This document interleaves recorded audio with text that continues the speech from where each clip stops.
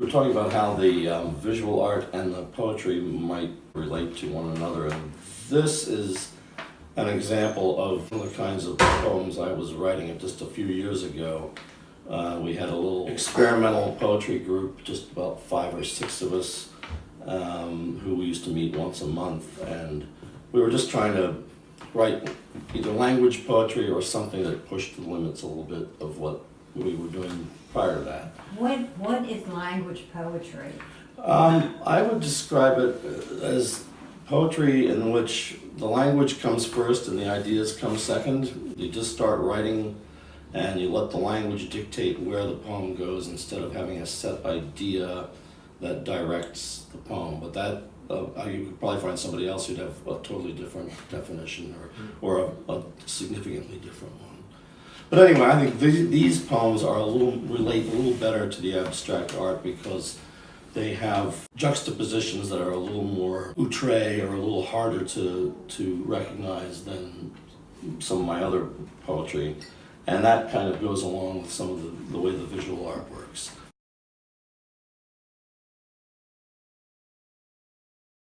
Anyway, this one is called Sums and Subtractions. Reception in this low-lying place is more erratic than my thoughts. Rain on the roof entrances itself, spills over the gutters, and after, the night remains, still and close.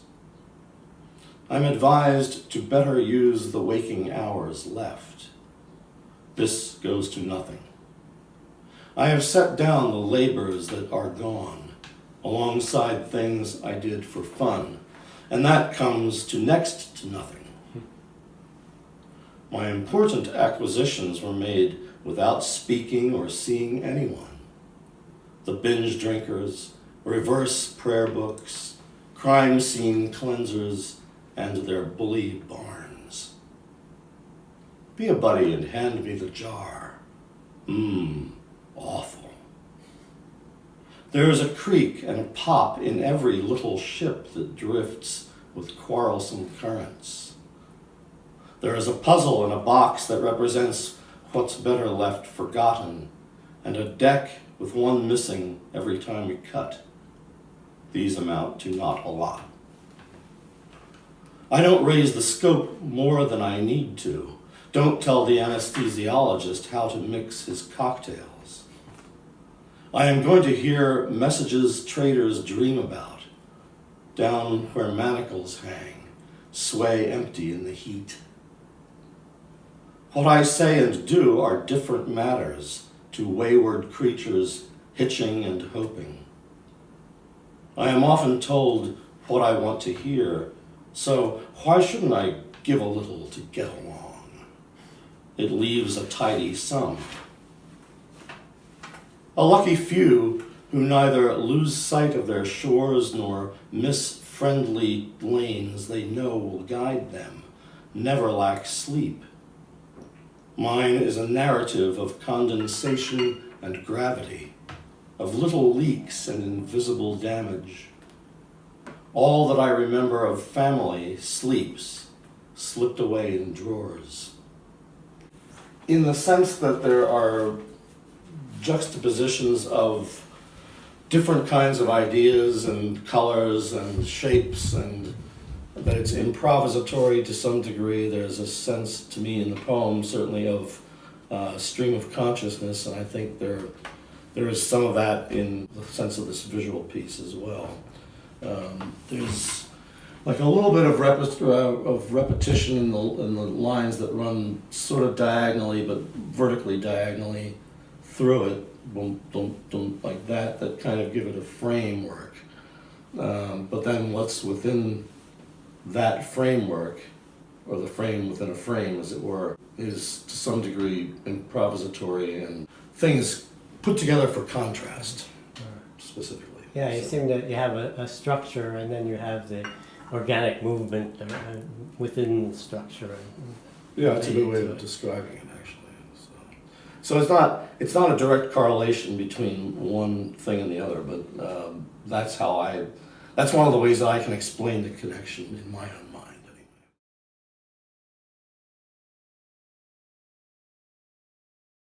Do you have things with a direct correlation or not really? Some collages and multimedia pieces. I don't know if you can see it, but there's a multimedia piece of mine on the cover of this book.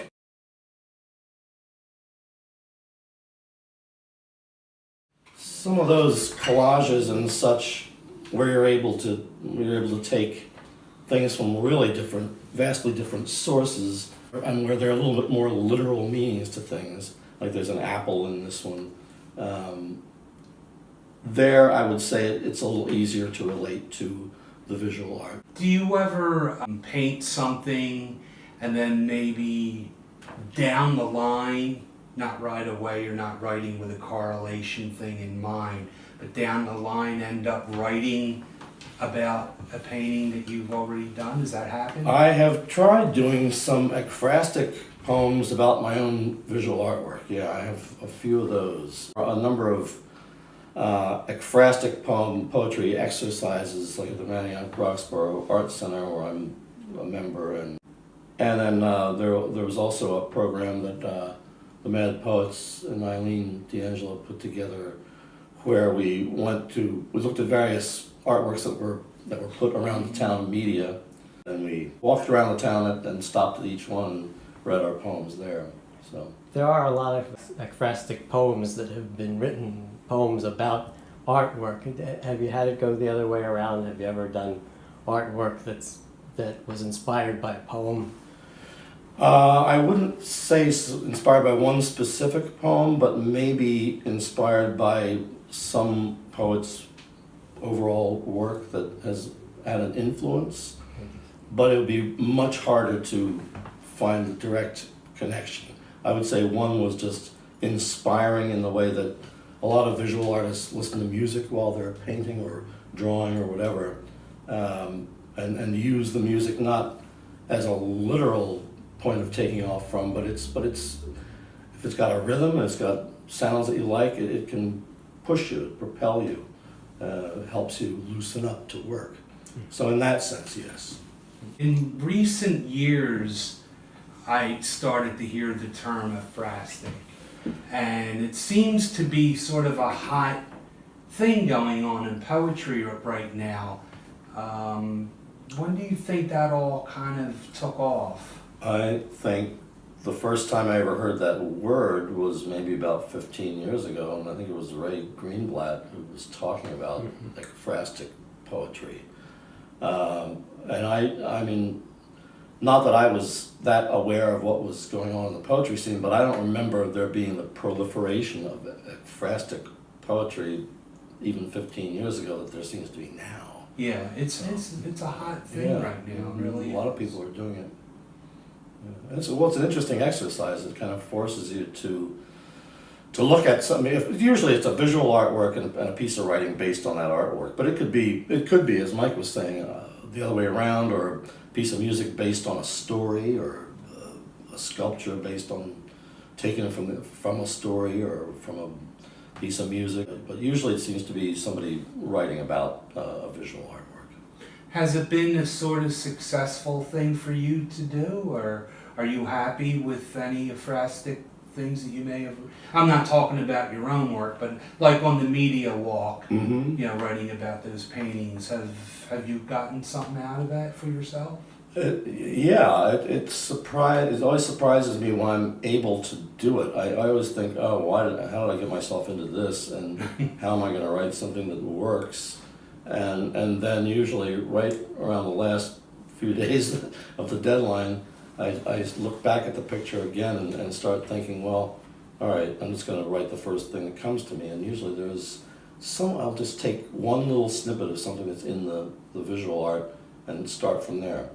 And I don't necessarily stick with, to me the object is not to describe the visual art. That's for an art critic or for somebody who's writing a review.